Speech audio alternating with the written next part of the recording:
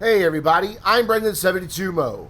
This is the Karin Sultan RS, and I'm about to find out if it'll off-road. This is the most voted for vehicle for this week, coming in at 8 votes. Don't forget that you can vote for the vehicles that you want to see in Will It Off-Road by going to the link in the description down below. I'm going to really push the Karin RS, or the Sultan RS I should say, because this is the type of terrain this car is made for. It is very clearly supposed to be a rally car. I don't know why it's in supers. Okay, I might have pushed a little too hard. Let's get back on the track here. I don't know why this car is in supers, but whatever. That's a debate that's been being had for quite some time. Rockstar definitely flubbed it up. Hello, hiker. You were spared. But I am going to really run this car as hard as I can, just because I know that this thing does really well in the dirt. Interestingly enough, credit record died. Interestingly enough, the Sultan RS actually does lose some speed in the dirt. If you go into the files of the game, you can actually see all the different modifiers for how cars, how their performance is, how they handle in the dirt, or not how they handle in the dirt, but whether or not they lose speed in the dirt and everything. And not all of the cars do the same off-road. That is one of the big factors in how well they can handle this, how much traction they get, and how much speed they lose by being in the dirt. And the Sultan is kind of mid-pack, honestly, when it comes to the handling file. But right now, it seems as though it's handling this just fine, which I expected. Honestly, I don't expect there to be any problems really getting up Mount Chiliad with the Sultan RS. Its all-wheel drive system and rev-happy engine means you can pretty much get it to go up any hill, any incline, without too much of a fuss, as long as you don't just full throttle it. And I think that's really the lesson that we continue to learn from the Will It Off-Road series, is that if you're going off-roading, it's not about just mashing the gas and holding on. It's definitely about throttle control. Even more than braking for the uphill, it's all about throttle control. Downhill, yeah, braking comes into play. Uphill, you gotta watch what you're doing on the gas, because if you give it too much, you're just gonna spin and go backwards, or worse, sideways and out of control. And if you don't give it enough gas, well, you're never gonna get up the hill. So, hikers, oh, I think I got a double kill on that one. I don't know, I'd have to go back and watch it frame by frame to see. I'm pretty sure it was a double kill. But we're almost at the top with no drama, aside, from the hiker casualties. But whatever, they should stay off my damn mountain. And coming around, whoop, a little wide there and over the rock, and caused a nice little flip. My bad, not the car's fault at all. This car's actually quite planted in the dirt. The bumps and the rocks and the jumps just really don't unsettle it. I'm really looking forward to downhill with this thing as well, because it does do the off-road jumps so well. But as we come up to the top, it looks like we might have another 3-minute vehicle. We do, just under 3 minutes, 2 minutes 59.52. So will it off-road? Yes, of course. But we expected as much, right? What I want to do now is line it up and get ready to go back downhill, because I think this is going to be a lot of fun. I like cars that are easy to get back down the mountain. I do appreciate the challenge of some of the other ones, and believe me, one of the cars that I've already, it's not a car, it's a truck, but one of the trucks I've already recorded for this series that'll be coming up in the next few weeks, oh my god, it was a nightmare getting back down this mountain because it has shit brakes. But you'll just have to stay tuned as my voice squeaks. You'll have to stay tuned for that one. Yeah, the Sultan is handling this downhill without any problem. It's got great brakes. This car has fantastic brakes. And they're not brakes that lock up automatically. If you just go just halfway on the brakes or even a quarter on the brake, you can actually get some good braking control without locking up your wheels, so you can maintain your steering input and not have all those wheels just start plowing and shoving you in the same direction you were going when you hit the brakes. Which makes this quite pleasant to drive back downhill. The brakes might be a little grippy in the dirt, since it does have the speed loss on dirt, but over our first jump, and no drama at all. Just like another casual day out for a drive.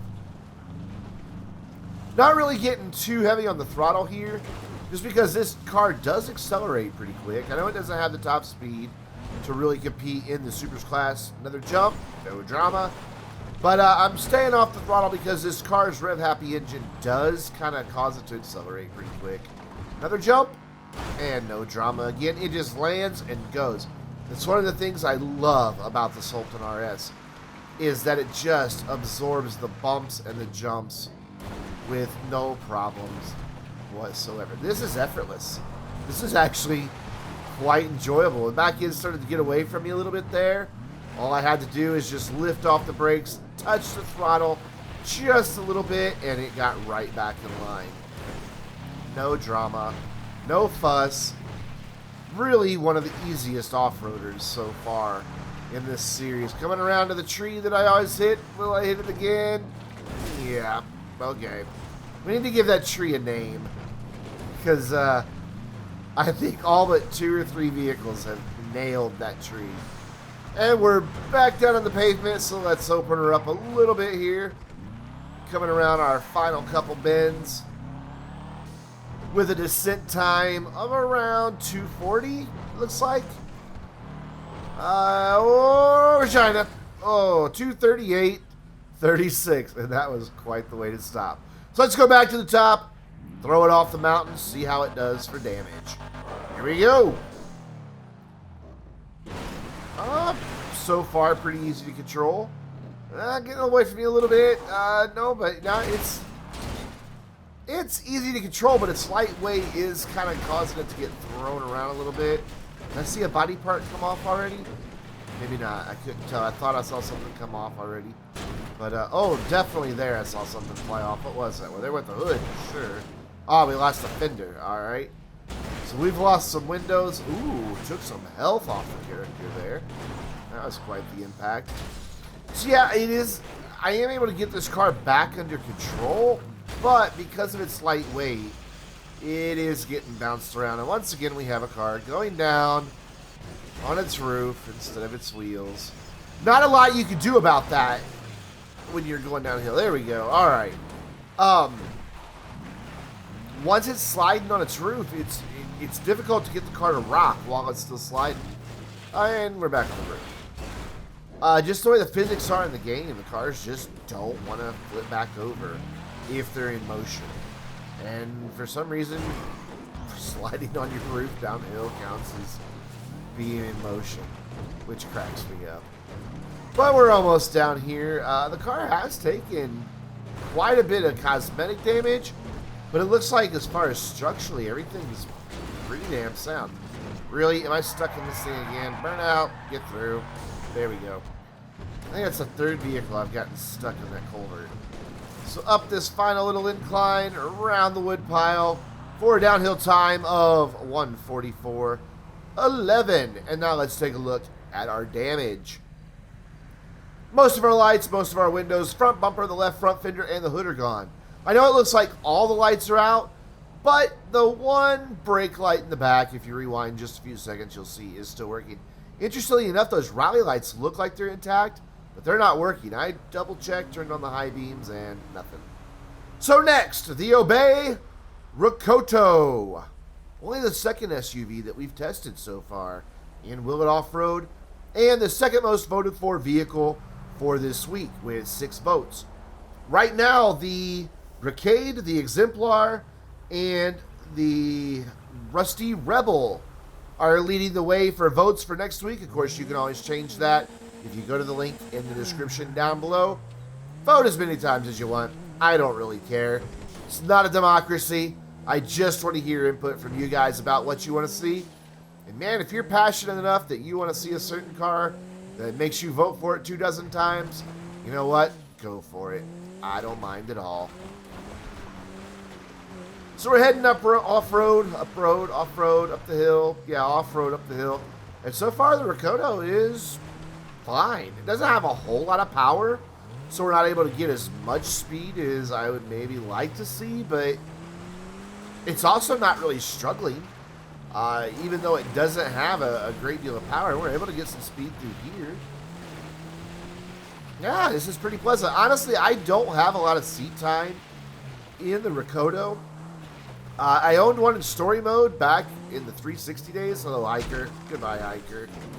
Nice flip over the windshield. But I owned one in the 360 days in story mode. I think Michael owned it. But I never really drove it all that much. Never owned one in GTA Online until recently. When I grabbed one and put it in my garage and then never upgraded it. In fact, I had to upgrade it for this video.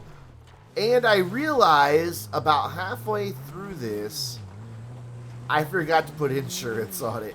So hopefully nothing bad happens, or else I'm going to have to go get another Rocoto and try again, and I'll be out all that money. I'd kind of like to really sell this when I'm done. I have enough SUVs and things right now.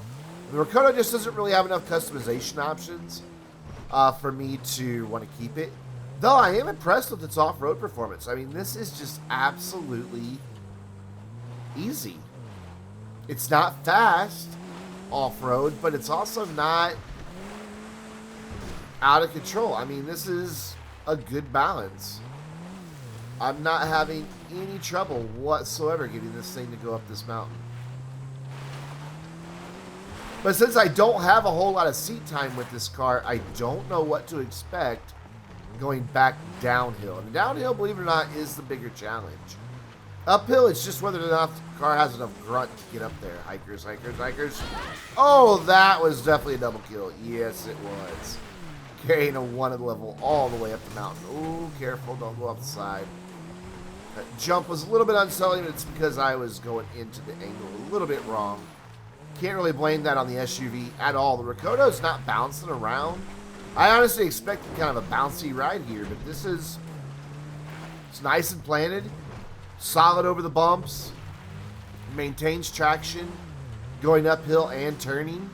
I mean, you can't really ask for more. It's doing the job just fine. It's not going to break that 3-minute mark like the Sultan did, but that's okay. So, off-road time of 3:07:05. So will it off-road? Yes. It's an SUV. And it's a decent one at that. Actually, a really good one at that.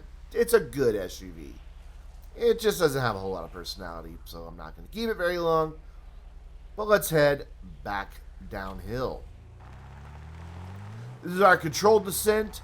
And aside from a little mud, the Rocoto's not blemished at all. Always have to go a little bit slow over that first bit, or else you'll go flying off the side of the mountain, as one of my friends discovered recently, trying to recreate my Will It off-road path. It's like, I thought you just floored it there. No. And that's why I don't. Good brakes. Wow. Really good brakes, actually. They're locking up a little bit, but it's easy to correct by just lifting off the brakes a little. The back end, I guess just because of the weight of the vehicle, the back end is wanting to come around on me, but not too terribly bad. I mean, I can control it. Even when it starts to come around, it's not too much of an issue at all. Yeah, see, it started to slide there, but it's real easy. You just lift off the brakes a little bit, just blip the throttle a little bit, and you're good. God, it handled that uneven section really well. A lot of cars want to roll there.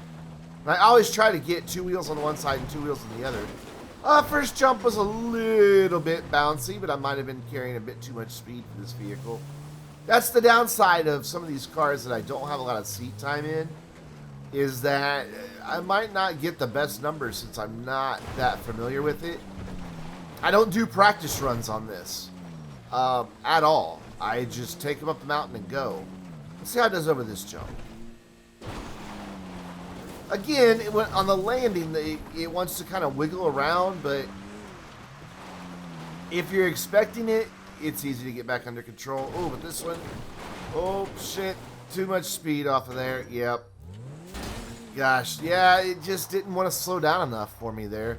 I'm gonna have to go back and analyze that one and figure out if that was me doing that or if that was more the car's fault.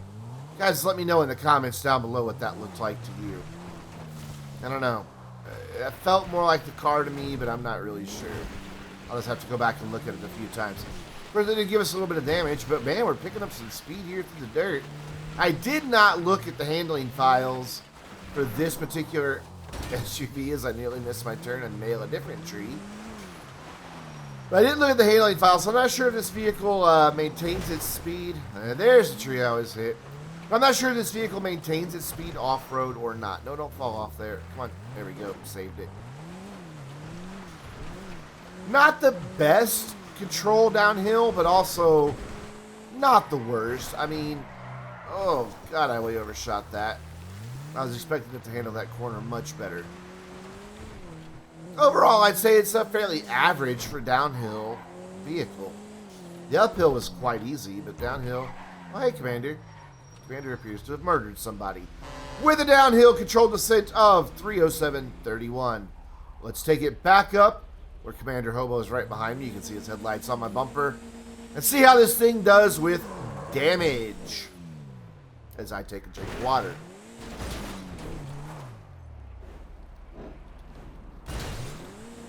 Already we've got a busted headlight. A hood missing. Oh, we got slapped by our own hood. Holy shit.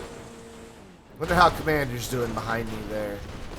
Man, this thing's deforming bad. Oh, I think I know how Commander's doing. I think I just saw some of his body parts. Commander, are you throwing parts of your car at me? Yes, you are. You're throwing parts of your car at me. Holy crap. That's great. If you can't tell, that he's in a Tropos rally. Oh, God. His hood just landed on me. Holy shit. This Rocoto's not faring any better than his Tropos, so... I mean, look at this thing. It is taking a beating. We're not even halfway down yet, and this thing... All the windows are out. I think it's all the windows. It looks like all the windows. I don't see a single working light except the license plate lights, and those don't ever break. Oh, God, the engine's rattling already? Wow. That's surprising. And once again, I'm stuck on my slide. Hi, Commander. I see your headlights lighting my way. Come on. On your wheels. On your wheels. No, not on your roof. On your wheels. It's just next to impossible to get these things to really stop. You just don't have any control. So you just kind of ride it out. There we go. Look. There we go. All right. Yep. Once you get stopped, it's easy to flip right back over. Dear God, this thing is beat to hell. I'm kind of surprised at it. So it does not take damage very well. At all. With the way that engine's rattling, we're just one or two more good impacts away from black smoke pouring out of this thing, honestly. I mean, listen to that. That's sad. So it handles really great until it starts crashing, and then you gotta watch your damage. But we made it down in 2:18.05, and let's take a look and see how beat up this thing is. All the lights, all the windows, front bumper, the right front fender, the hood, significant body denting, and bent wheels. Yeah, not good. Hey, if you guys enjoyed this video, you know what to do. Hit that like button, get subscribed if you haven't already, and leave me a comment down below. I'm Brendan72Mo, and I'll see you in the next video.